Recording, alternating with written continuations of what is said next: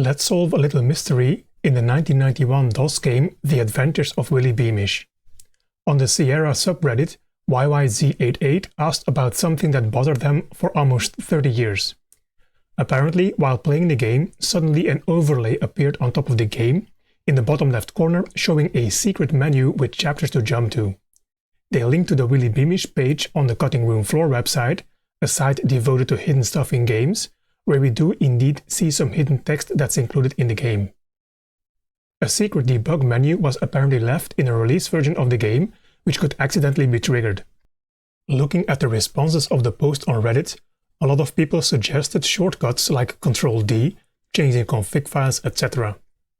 YYZ88 did respond a bit later, stating none of the suggestions worked. More importantly, they found two different versions of the game, one with the debug texts included and one not. Thanks to the Cutting Room Floor website, we know exactly what text to search for. This can be easily done with a hex editor, or you can use the strings command on Linux. We'll just search the strings of volume.001 for have money after pizza and include 11 lines before that. And there we see this version of the game does include the secret debug stuff. There's two places where the debug menu could be triggered from. Either it's hard-coded in the interpreter, or it's activated through the scripts in the game itself. As most Sierra games back in the day, the actual game is defined by scripts, which are read and executed by an interpreter. Seeing as Willy Beamish is a simple point-and-click adventure, my suspicion is that the debug menu is triggered through a script rather than hard-coded in the interpreter. Because the debug strings were found in the volume.001 file and not the executable. Let's find a way to extract all assets from the volume files, read through the scripts and see if we can find any references to the debug strings. The game uses the Dynamics game development system as its engine, so the tool of choice is of course ScummVM, which luckily has a console built in with which we can manipulate the state of the game.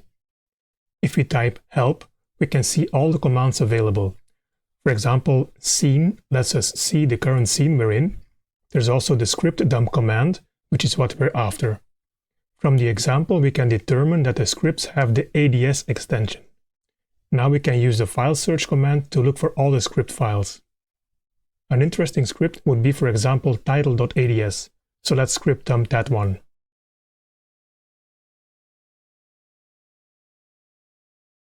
Unfortunately, that's very short, no references to text at all. What we need to do is dump all of the scripts so we can search through them more easily. We simply go look in the source code of ScummVM and find the DGDS subfolder under Engines, the engine for the Dynamics game development system. It's not very hard to add a command to the console, so that's what I did. My command just loops over all the resource files ending in ADS and dumps the script. Now I have all the scripts in the game, but no luck however, no mention of debug anywhere. Looking at the engine source files, I also saw a scene class, which could contain a reference to our debug text, so I added another command to dump out all the scenes. Very interesting stuff. We see the opcodes for the scenes, hot areas which are clickable zones in the game, however, still no mention of any debug text. One interesting operation I saw in the scenes was the showDLG command, or showDialog, receiving two numeric parameters. Surely the text would have to be referenced in there. So again, I added a command to the console, this time to dump out all the dialogs in the game. And yes, here was all the text of the game. Let's look for our debug text. We see the dialog entry itself with its parameters such as the screen position, colors, flags, etc. Inside the dialog are its actions, as well as the string that should be displayed. With each dialog, two numbers are associated, the file number and the dialog index number itself. This makes sense. The dialogs are stored inside DDS files, and there are many of those, so the game needs to keep track which file it is in through the file number, as well as the index of the dialog inside that specific file. For our debug dialog, that means that the command we have to look out for is showDLG 2622. In the dump of all the scenes, there's only one exact reference for 2622, and it is inside a hot area, in other words, a clickable screen region in the game.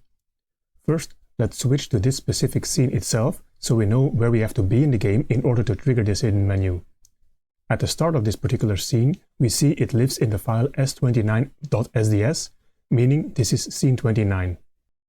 Now we use the scene command in the console to immediately jump to the 29th scene. It is the map overview in the game. If we go back and look at our hot area, we can find the coordinates of where this clickable region should be. The XY coordinates are 0, 162, and the width and height are 52 and 38.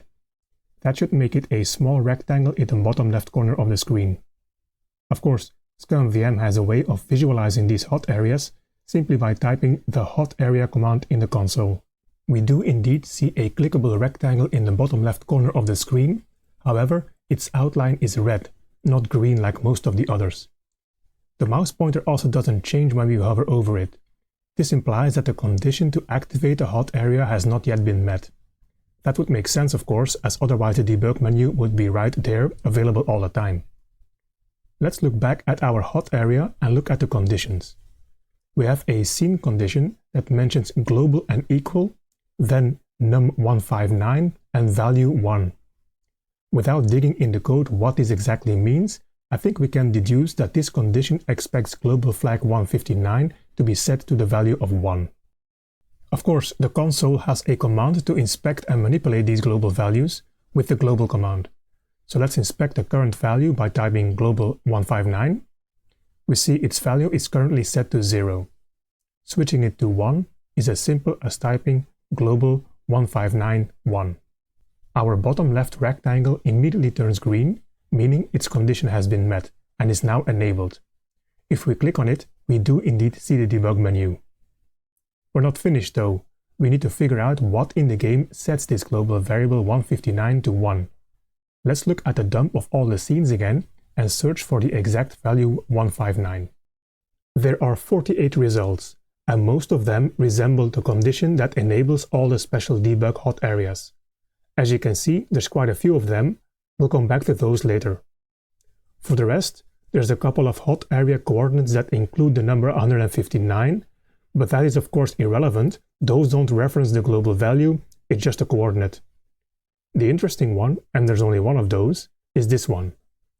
Instead of being a condition for a hot area, it's in the on-use operations of a hot area, presumably something that gets executed when the hot area is activated.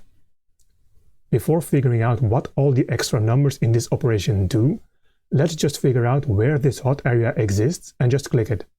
We can see that we are in scene 3 because we're in the file s3.sds. Let's hop over to scene 3 by using the console. It's a title screen. This means there must be a hidden hot area somewhere. Again, using the hot area command, we can visualize this. That little rectangle on top of the shimmering star of the Dynamics logo is very suspicious. And of course, its coordinates x201, y58, width 44 and height 17 do seem to correspond. The only thing that makes clicking this hot area a bit harder is the fact that there's no mouse pointer visible. An easy solution is of course to just click on a screen so the jump dialog is shown. That way we can position the mouse correctly, dismiss the dialog and click the secret hot area. Now let's jump back to the map, scene 29, and we see the debug hot area has turned green. All we had to do was click on the shimmering star during the intro of the game.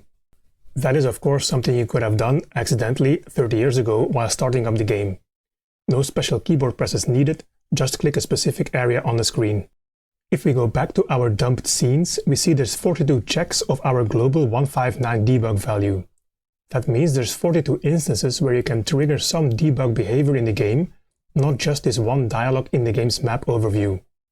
Some of these show a dialog, but others just affect the game itself directly, setting some other global values, manipulating the inventory, etc.